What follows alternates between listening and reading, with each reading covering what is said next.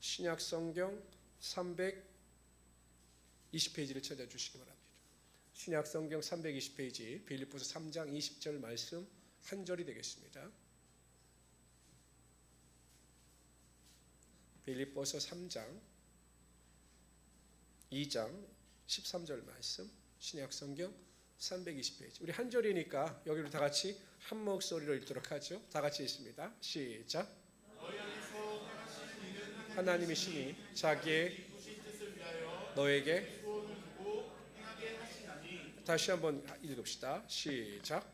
너희 안에서 행하시는 이는 하나님이시니 자기의 기쁘신 뜻을 위하여 너에게 소원을 두고 행하게 하시나니. 아멘. 저는 오늘 읽어드린 빌립보서 2장 13절 말씀을 가지고 소원을 이루어가는 축복, 이와 같은 제목으로 하나님의 말씀을 증거하도록 하겠습니다.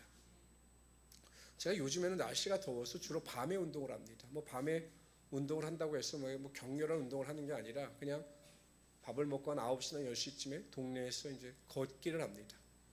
근데 제가 며칠 전에 운동을 하고 걷다가 좀 독특한 걸 좀 보았습니다.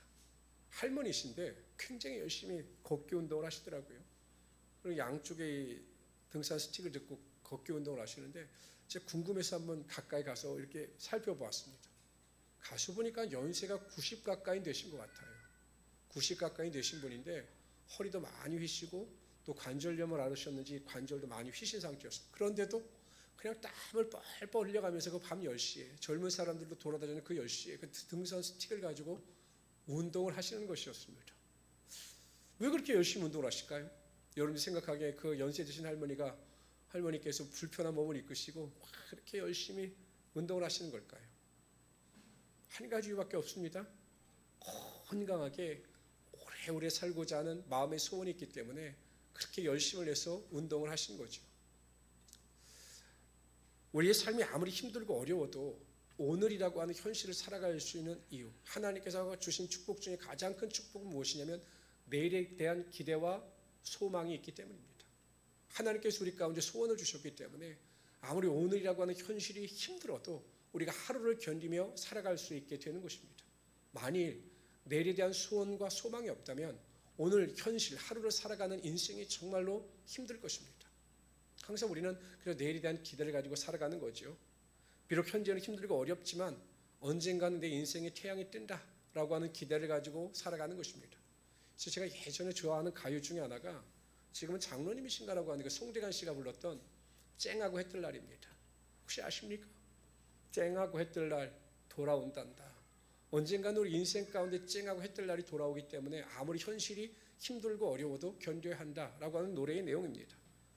그런데 오늘 본문에 보면 하나님께서도 우리 안에 소원을 주시고 행하게 하신다라는 것입니다. 하나님은 하나님의 기쁘신 뜻을 이루어가기 위하여 우리를 우격다짐으로 몰아넣으시는 하나님이 아니십니다. 내가 싫어도 하기 싫어도 일을 해야 돼 라고 우리에게 사명을 주시는 하나님이 아니시다라는 것입니다. 하나님은 하나님의 기쁘신 뜻을 이루어가시기 위하여 우리 안에 소원을 주십니다.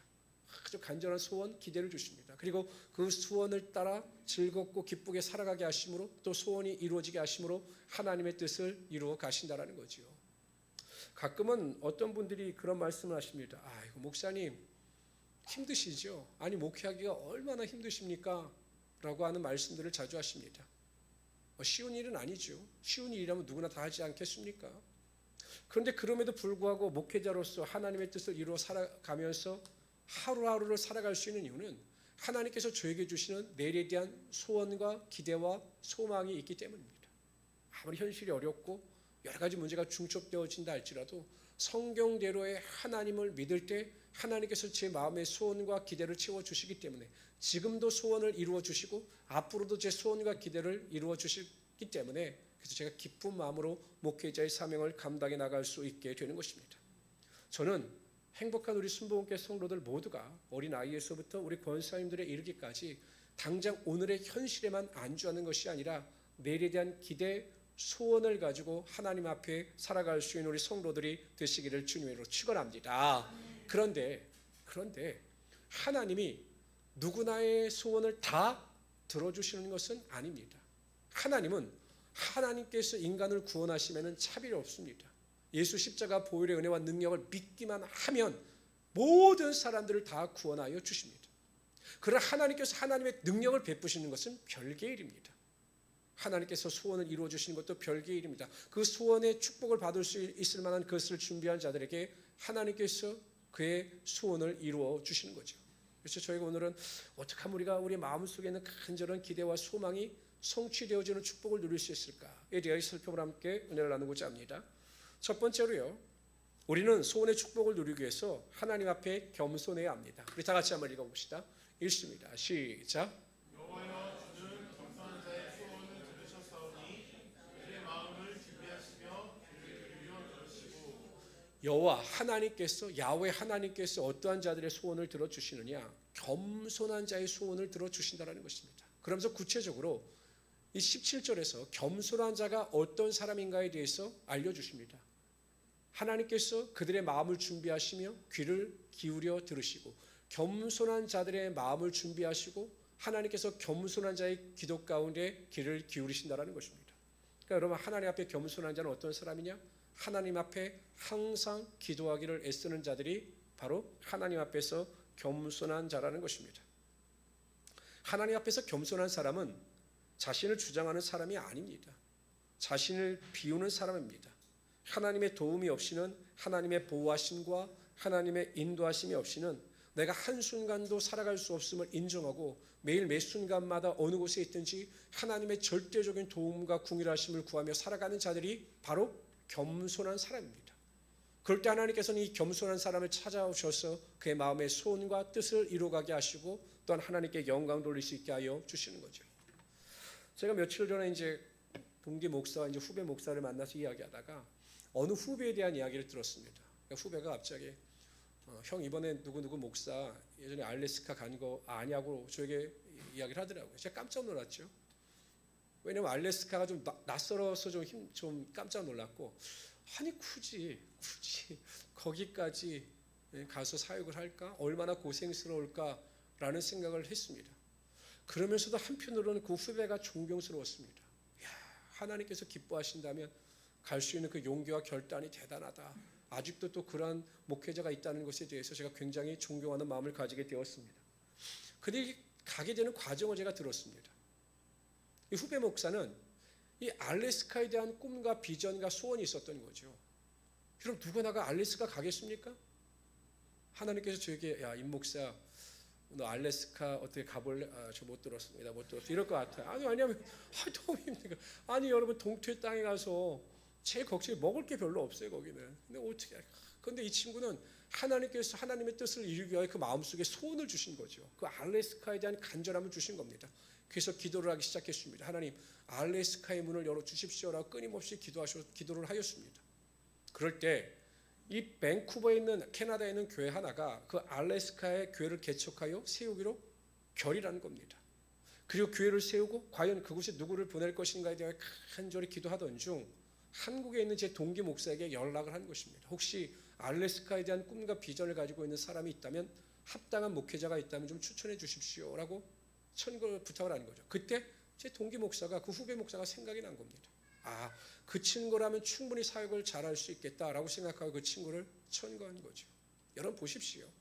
하나님께 대한 거룩한 소원을 가지고 하나님의 뜻에 합당한 기도를 할 때 하나님께서 제 후배 목사의 기도를 들어주셔서 그 알래스카의 문을 열어주시고 지금도 그 알래스카에서 행복하게 사역을 잘 감당할 수 있게 하여 주신 거죠. 여러분, 우리가 이 세상을 살아갈 때요, 우리가 기도를 하지 않고도 충분히 잘 살아갈 수 있습니다. 저는 우리 성도들을 보면 기도하지 않아도 아무 문제 없이 이 세상을 잘 살아가는 성도들을 많이 바라봅니다. 어떠한 경우에는 저도 참 이해가 되지 않을 때가 굉장히 많아요. 아니 기도하지 않는데, 믿음에 열심이 없는데 왜 저 인생이 문제가 없이 저렇게 잘 풀릴까? 오히려 그 잘 풀리는 것에 대해서 제가 의아함을 가질 때가 많습니다. 그럼 제가 한 가지 또 의구심이 들어요. 과연 그게 축복일까?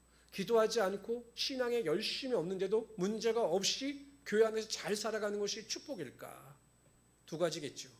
첫째는 정말 그를 위하여 기도하는 사람이 많기 때문에 그럴 겁니다. 본인 스스로는 기도하지 않는다 할지라도 부모나 형제나 친척이 그를 위하여 열심히 기도하기 때문에 그 중보기도의 힘을 통해서 그가 잘 될 수 있을 겁니다. 하나는 진짜 자기 힘으로 살아가는데 뭐 잘 되는 경우도 있겠죠. 그러나 그건 축복이 아닙니다. 오히려 하나님께 대하여 기도하지 않고 잘 되는 것은 그것이 축복이 아니라 저주가 될 수가 있는 겁니다. 왜냐하면 교만해질 수도 있고 그것으로 인해 하나님께 영광을 돌리기보다는 다른 사람들에게 상처를 주고 아픔을 줄 수 있기 때문이죠. 그러나 여러분 반대로 내 삶의 형편이 아무리 힘들다 할지라도 항상 하나님께서 주시는 거룩한 소원을 가지고 매일 겸손하여 하나님께 기도드림으로 말미암아 소원 성취를 이루는 성도들은 그 소원이 성취되었을 때 그것을 통하여 하나님께 영광을 돌리고 더 하나님께 감사하며 살아갈 수 있게 되는 것입니다. 저는 우리 모든 성도님들이 내일에 대한 항상 기대와 소원과 소망을 가지고 살아갈 수 있기를 바랍니다. 그리고 그것이 그저 마음가짐에 그치는 것이 아니라 그 일을 가지고 항상 순간순간마다 어디에 있든지 간에 겸손한 마음을 가지고 하나님을 의지하심으로 말미암아 하나님이 주시는 그 소원의 축복을 누리며 살아갈 수 있는 하나님의 귀한 성도들 되시기를 주님의 이름으로 축원합니다. 두 번째로요, 우리는 소원의 축복을 누리기 위해서 하나님을 기뻐해야 합니다. 다 같이 한번 읽어봅시다. 시편 37편 4절입니다. 읽습니다. 시작. 또 여호와를 기뻐하라. 내 마음의 소원을 내게 이루어 주시리로다. 또 여호와를 기뻐하라. 여호와를 기뻐하면 그가 내 마음의 소원을 내게 이루어 주시리로다. 여호와를 기뻐한다라고 하는 의미가 무엇일까? 현대인의 성경에 보면요, 현대인의 성경, 그러니까 이 개역 개정이거든요. 우리가 가지고 있는 성경은 이 개정 성경 말고 일반 사람들에게 성경을 쉽게 풀어 설명해 주는 현대인의 성경이라고 하는 역본은 이 구절을 이렇게 설명합니다. 다 같이 읽어봅시다. 읽습니다. 시작. 여호와라는 이름만 들어도 기뻐하여라. 내 속마음으로 간절히 바라는 것을 여호와라는 이름만 들어도 기뻐하는 것이 여호와로 인하여 기뻐하는 것입니다. 한번 여쭤봅시다. 정말 여러분들은 여호와 이름만 들어도 기뻐하십니까? 대답들이 없으셔. 다시 너무 솔직하신 겁니까? 여호와의 이름만 들어도 기쁘십니까? 다시 조금 커져. 여호와의 이름만 들어도 기쁘십니까? 그렇게 되기를 바랍니다. 제가 청년 사역을 할 때, 청년 사역을 하는 5년 할 때 대부분의 상담의 내용이 무엇이었을 것 같습니까? 대부분의 청년들이 저에게 와서 상담하는 내용이 무엇이었을 것 같습니까? 이제 다들 그렇죠, 연애였어요. 연애. 두여 경제는 한 번도 안 왔던 것 같은데 대부분이 연애였어요. 연애. 근데 또 이것도 틀린 게 한 10%는 이제 자매님들은 오셔서 여자 청년들 오면 항상 이 갈등의 문제를 상담했고 남성들은 이제 직장과 진로의 문제를 상담했죠. 그런데요, 어떤 청년들, 특히 남자 청년들은요, 제가 이렇게 보면 연애하는 걸 제가 바로 알아맞힙니다. 그래서 불러서 야, 너 누구야? 요즘에 연애하니? 그러면 이 친구는 깜짝 놀래요. 목사님 어떻게 하셨습니까? 제가 말씀드리려고 했는데 역시 목사님은 기도하시는 분이라 다 보고 계시군요. 이렇게 이야기를 해요. 뭘 보고 있습니까? 그 얼굴을 보면 아는데. 연애를 하면 얼굴 표정이 달라집니다. 특히 남자들, 아주 여성 우리 여자 친구들은, 여자 청년들은 아주 그냥 은큼하셔가지고 표정은 전혀 티를 안 내는데 그냥 남자 친구들은 얼굴 표정이 바뀌어요. 항상 그냥 연애를 시작하면 얼굴에 웃음기가 떠나지 않습니다. 그리고 옷이 바뀌어요. 우중충한 옷을 입다가 밝은 옷을 입습니다. 이게 특징이에요. 그래서 제가 이제 물어보죠. 연애? 그럼 목사님 이번에 청년의 누구와 제가 데이트를 시작했습니다. 거기서 끝나면 좋잖아요. 내가 묻지도 않았는데 그냥 어떻게 만나고 어떻게 이야기하는 겁니다. 근데 그 얼굴이 그렇게 행복해 보일 수가 없어요. 그러니까 그 사랑하는 애는 생각만 해도 행복한 거죠. 아내를 생각만 해도 행복하죠. 행복한 것과 똑같은 거죠. 근데 왜 생각만 해도 행복하고 기쁠까? 한 가지 이유밖에 없습니다. 사랑하기 때문에. 손자를 생각만 해도 행복한 이유는 손자를 사랑하기 때문입니다. 자녀를 생각만 해도 기쁜 것은 자녀를 사랑하기 때문이죠. 근데 여러분 생각해 보세요.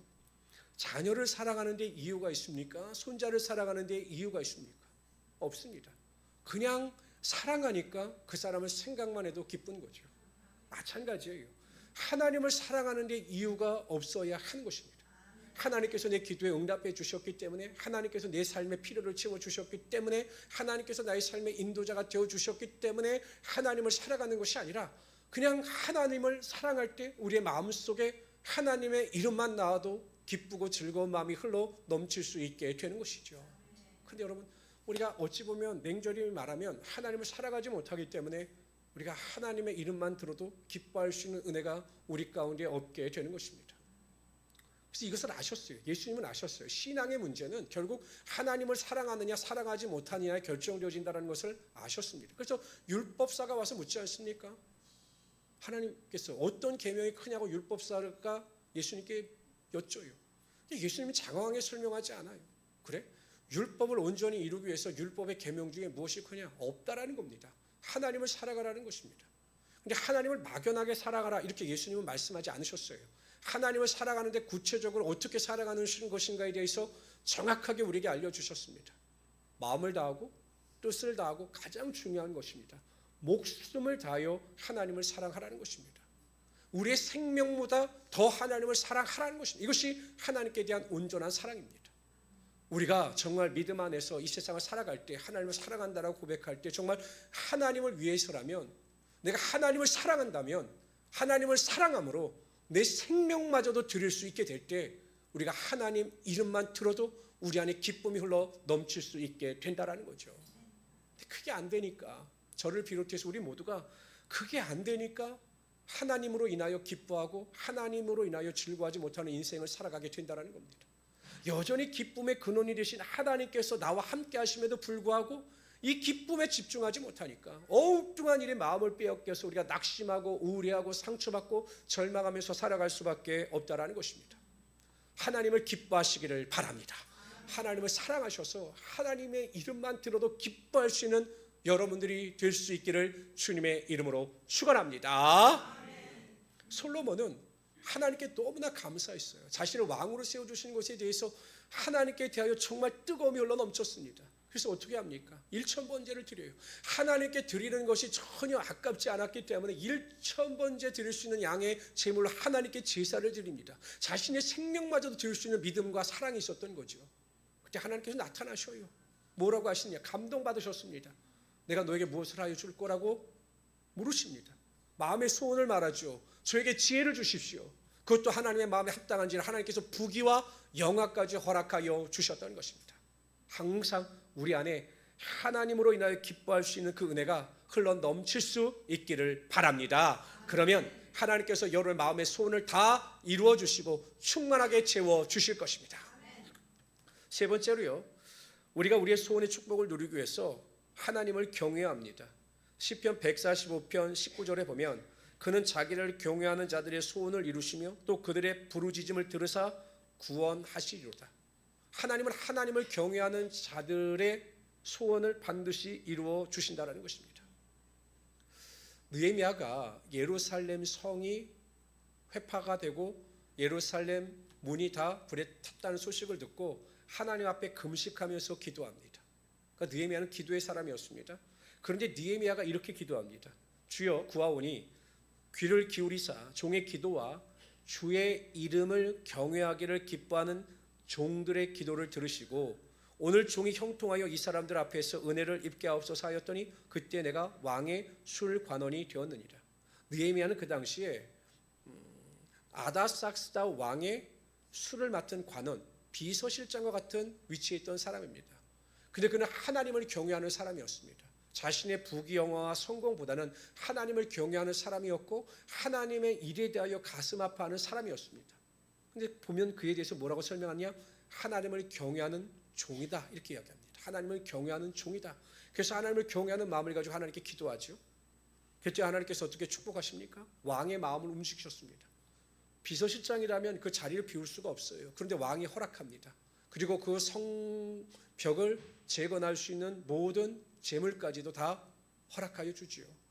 하나님을 경외하는 마음을 가지고 금식 기도할 때 하나님께서 그 경외함을 보시고 그의 마음의 소원을 이루어 주셨던 것입니다. 하나님을 경외하는 자들은 당연히 하나님께서 부어주시는 복과 마음의 소원의 성취를 이루며 살아갈 수밖에 없는 겁니다.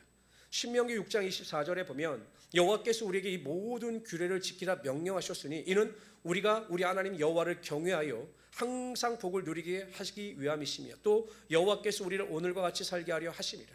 하나님을 경외하는 사람들은 하나님의 규례를 철저하게 지키며 살아가게 되어 있는 것입니다. 하나님의 살아계심을 인정하고 그 살아계신 하나님의 말씀 앞에 절대 순종함으로 하나님께서 그를 축복하시며 그 마음의 소원을 반드시 이루어 주시는 하나님이 되시는 것입니다. 한번 여쭤보겠습니다. 여러분들은 하나님의 살아계심을 지금도 믿으십니까? 하나님께서 여전히 지금도 살아계셔서 우리 가운데 역사하시는 하나님이 되심을 믿으십니까? 그게 철저해야 되는 겁니다. 그런데 대부분의 성도들은 입술로는, 마음의 고백으로는 나는 하나님을 경외합니다 라고 이야기하면서 여전히 하나님의 살아계심을 믿지 못하는 거죠. 이게 이율배반적인 겁니다. 여러분 생각해 보십시오. 하나님이 여전히 살아계십니다. 그리고 그 하나님은 불꽃 같은 눈동자로 우리의 마음과 생각을 다 지켜보고 계셔요. 우리가 그런 하나님에 대한 경외함이 있다면 어떻게 우리가 입술로 다른 사람 앞에 범죄하고 입술로 다른 사람 앞에 거짓말하고 입술로 어떻게 다른 사람을 비판할 수 있겠느냐라는 것입니다. 이것은 하나님께 속한 자가 아니라 악한 영에 속한 것입니다. 하나님은 지금도 여전히 살아계시는 하나님이 되십니다. 항상 하나님을 경외하십시오. 나의 모든 생각과 고집과 아집을 내려놓고 하나님의 말씀에 절대 순종하십시오.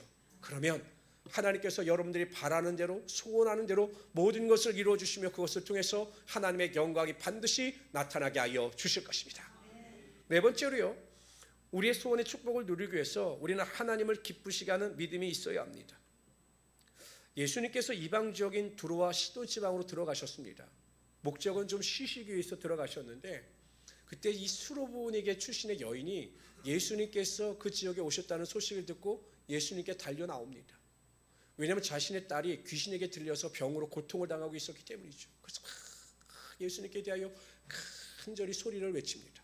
좀 도와달라고 호소합니다. 그런데 평상시 같으면 예수님께서 멈추시고 그 여인의 소원을 들어주셨을 텐데 예수님께서 그 여인이 그렇게 부르짖는데도 들은 척 하지도 않으시고 그냥 가시는 겁니다. 오히려 제자들이 괴로워서 예수님께 다가가 말씀을 드려요. 예수님, 저 여인이 간절히 저렇게 원하시니 저 여인의 청을 좀 들어주십시오 라고 예수님께 여쭙니다. 예수님이 이상한 말씀을 하셔요. 나는 잃어버린 이스라엘 양 외에는 다른 곳으로 보내심을 받지 않았다라고 거절하십니다. 그래도 여인은 포기하지 않습니다. 끝까지 달려오면서 예수님을 붙잡고 간구합니다. 그랬더니 예수님께서 이번엔 더 험한 말을 하십니다. 그 여인을 향해서 이렇게 말씀하십니다. 자녀의 떡을 취하여 개들에게 던짐이 마땅치 않다라고 말씀하십니다. 어찌 보면 이 여인을 개에 비유한 거지요. 이 정도면 자존심이 상해서 물러갈 수 있을 텐데 이 여인은 오히려 더 예수님 앞에 더 가까이 나갑니다. 그리고 이렇게 말합니다. 주여 올소이다마는 개들도 제 주인의 상에서 떨어지는 부스러기를 먹나이다. 예수님, 저는 예수님의 온전한 은혜를 구하는 것도 아닙니다. 이스라엘 민족에게 베풀어 주셨던 그 긍휼과 자비를 제가 다 원하는 것도 아닙니다. 그러나 저에게 줄 수 있는 조그만 은혜를 베푸사 내 딸의 병을 고쳐 주십시오. 예수님께서는 그러한 능력이 있으신 하나님의 아들십니다라고 고백한 것입니다. 예수님은 깜짝 놀라셨습니다. 그리고 예수님께서 이렇게 말씀하십니다. 여자여, 내 믿음이 크도다. 내 소원대로 되리라. 여자의 믿음을 보시고 내 소원대로 될 것이다라고 선포하실 때 그 귀신 들려 고통당하는 그 딸의 병이 고침받고 예수님께로 돌아오는 하나님의 놀라운 기적의 능력이 나타나게 하여 주셨던 것입니다. 예수님께 대하여 병고침의 소원을 가지고 나갔던 자들은 온전한 믿음을 가진 자들입니다. 과연 예수님께서 내 병을 고쳐주실까라고 하는 의심이 조금도 없었습니다. 반드시 내 병을 고쳐주신다라고 하는 간절한 마음을 가지고 나가 예수님 앞에 섰을 때 예수님께서는 그들의 믿음을 보시고 선포하십니다. 내 믿음대로 될지어다. 그럴 때 눈먼 자가 눈을 뜨고 눌린 자가 자유함을 얻으며 병든 자가 고침받는 하나님의 역사와 능력이 나타나게 하여 주셨던 거죠. 지금도 하나님은 우리의 믿음을 보십니다. 이 자리에 앉아있는 저와 여러분의 믿음을 보십니다. 그리고 하나님의 마음에 합당한 믿음을 소유한 여러분들이 하나님 앞에 마음의 소원을 아뢰일 때 하나님께서는 반드시 그 소원대로 되는 역사와 능력이 나타나게 하여 주시는 것입니다. 병을 고쳐주시기도 하고 기도의 소원 가운데 응답하여 주시기도 하고 물질의 복을 누리게 하시기도 하시는 것입니다. 그렇다면 정말 하나님께 합당한 믿음은 어떤 믿음일까? 오늘 저는 이 믿음을 한 가지 소개해 드리겠습니다. 히브리서 11장 6절에 보면 믿음이 없이는 하나님을 기쁘시게 못하나니 하나님께 나아가는 자는 반드시 그가 계신 것과 또한 그가 자기를 찾는 자들에게 상 주시는 이심을 믿어야 할지니라. 하나님이 반드시 여러분들과 함께 하심을 믿으시기를 바랍니다. 형편이 내가 절망과 낙심의 자리에 있다 할지라도 하나님은 이미 그 자리에 찾아오셔서 우리와 함께 하시는 하나님이 되시는 것입니다. 우리가 괴로워할 때, 힘들 때, 탄식할 때, 절망할 때 항상 하나님은 그 자리에 우리와 함께 하시는 하나님이 되시는 것입니다. 힘을 얻으십시오. 그리고 하나님께 아뢰십시오. 우리가 꼭 거룩한 기도, 형식에 갖춘 기도를만을 할 필요는 없어요. 그냥 힘들면 부모에게 말을 하듯이 하나님께 그렇게 기도하면 되는 겁니다. 뭐 거룩한 자리에 나가서 뭐 꼭 성전에서만 기도할 필요 없어요. 그냥 내가 서 있는 삶의 현장에서 그냥 고백하시면 되는 겁니다. 하나님, 너무 힘들어요. 제가 여러 가지 일로 너무 힘들어요. 좀 저에게 힘도 주시고 제 인생을 좀 이끌어가 주세요. 제 마음의 소원대로 이것이 이루어질 수 있도록 좀 도와주세요 라고 기도하면 하나님 우리의 작은 신임에도 귀를 기울이시는 하나님이 되시기 때문에 우리의 마음의 소원을 이루어주시는 하나님이 되시는 것입니다. 그래서 여러분 절대 힘들 때마다 다른 사람의 은혜를 구하지 말고 하나님은 나와 함께 하신다, 그가 계시다라고 하는 믿음을 가지고 하나님께 구할 수 있는 우리 성도들이 되시기를 주님의 이름으로 축원합니다. 뿐만 아니라 하나님은 반드시 우리에게 상 주시기를 원하시는 하나님이 되시는 것입니다. 아무리 힘들고 어려워도 우리의 삶의 끝은 하나님의 상입니다. 원수의 목전에서도 다윗은 고백하기를 하나님께서 잔치상을 베푸신다라고 말씀하셨습니다. 아무리 힘들어도, 아무리 어려워도, 아무리 절망의 상황이라 할지라도 하나님은 반드시 우리에게 상 주시는 이심을 믿으시기를 바랍니다. 항상 긍정적인 말을 하세요. 부정적인 말 하지 마세요. 아이고 내 인생이 왜 매일 이 모양이냐라고 절망하고 탄식하지 마세요. 우리는 하나님께 대하여 귀한 존재입니다. 항상 긍정적인 말을 하시기를 바랍니다. 다 잘 될 겁니다.